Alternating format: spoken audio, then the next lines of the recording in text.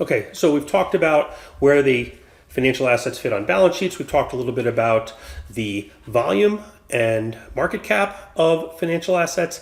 Let's talk about the role of financial assets. So financial assets allow the transfer of capital from those who have it to those who need it. It allows for consumption timing choices. So if I don't wish to consume now, I can delay consumption by investing in financial assets. It allows for risk allocation. I can choose how risky I would like my investment in financial assets to be. And very importantly, in our economy, it allows for separation of ownership and management. And so I can manage a company that is far larger than I can afford to own, or I can own many, many companies that I do not manage. And so this is key. But this achieves, efficiency and scale, but creates agency problems. The principal and the agent. The principal is the owner. The agent is the person who has been hired to manage these assets. Maybe we can mitigate these through employee stock ownership programs, through stock options and bonuses. And we'll refer back to this later on. Okay, let's just talk about the term savings versus investing. Let's talk about what these terms mean in English versus what these terms mean in sort of finance. So when we say savings, we generally mean put it in the bank, nice and safe. But when we invest, we mean buy stocks. Well, economically, there isn't a lot of difference between the word savings and investing. We are deferring consumption and investing in financial assets, which are then used by firms to purchase real assets and to engage in economic activity. And in each case, we're transferring capital from those who have it to those who need it. So this leads us to our next set of terms here, and this is personal investment versus business investment. So personal investment is putting money in the bank or buying securities, either directly or through an intermediary. Business investment is capital expenditure.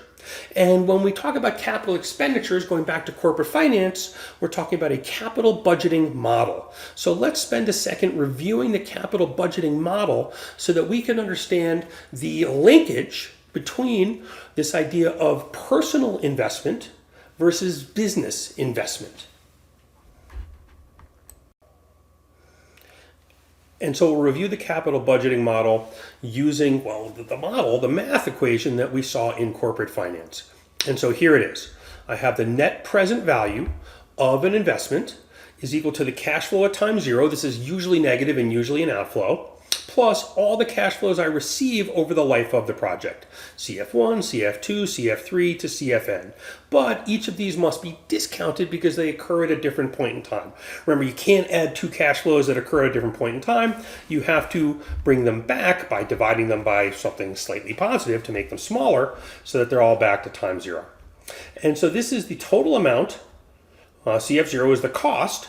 And what drives whether or not to actually undertake a project and to spend CF0 is the size of these cash flows that we receive. So we're going to buy a machine, we're going to sell a bunch of stuff, we're going to incur expenses, and we're going to get our cash flows.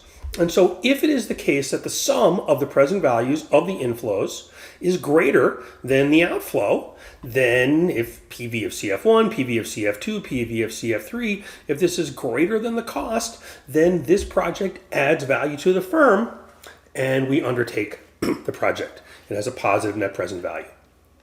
And remember that our cash flows are going to be the operating cash flow minus the change in net working capital minus any capital spending. And the way to think about this is it's what I earn in terms of revenue minus any operating expenses, less what I spend on working capital, less what I spend on actual capital. And just a quick review, remember that working capital versus capital, working capital is short-term assets minus short-term liabilities, and capital is long-term property, plant, and equipment. And remember that the operating cash flow at any particular point in time is equal to the sales minus the costs. I get to keep 1 minus T, which is the tax rate, and I get a depreciation tax credit, which I get to add back to that. And my change in net working capital, this is going to be any inventory and accounts receivable less any accounts payable. And my net capital spending is what I'm going to spend at time zero. At some future point in time, if I sell the asset, I might have negative spending. And so essentially the cash flow at time zero is the operating cash flow at time zero, which has to be zero because I haven't done anything yet, less anything I spend in inventory. Roughly, that's the only thing I can spend at time zero, less whatever I spend on capital. And essentially, this is the cost of the machine. So the cash flow at time zero is I go out and I buy the machine, and that's my cash flow at time zero. My cash flow at later points in time is what I earn from operating the machine, less any expenses, less anything I have to invest in working capital, less any future capital expenses.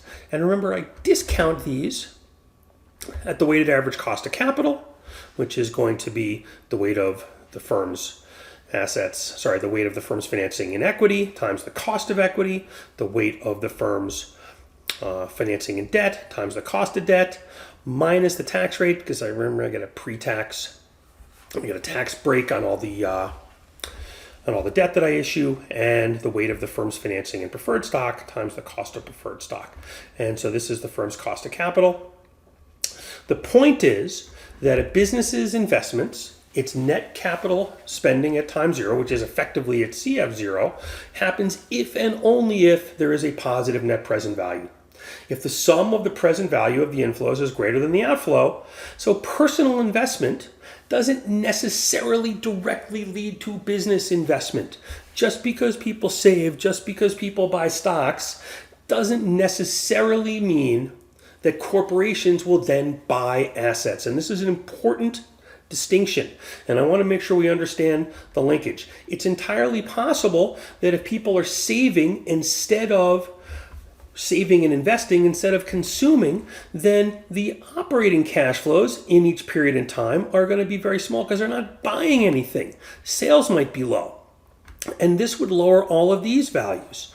And so businesses will only invest, they will only buy new property, plant, and equipment, not because people are purchasing financial assets, but because, well, the assets have to be cheap, but people have to actually be consuming.